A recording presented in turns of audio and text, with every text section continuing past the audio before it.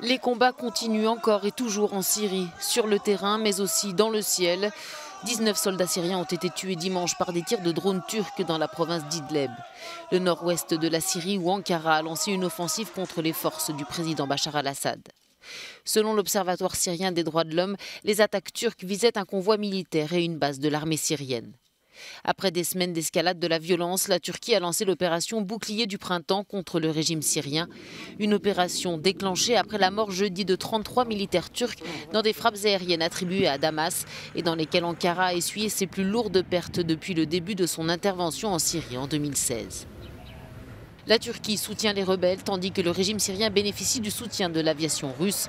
Un contexte explosif qui suscite les craintes de la communauté internationale alors qu'à Idleb, la situation humanitaire est catastrophique.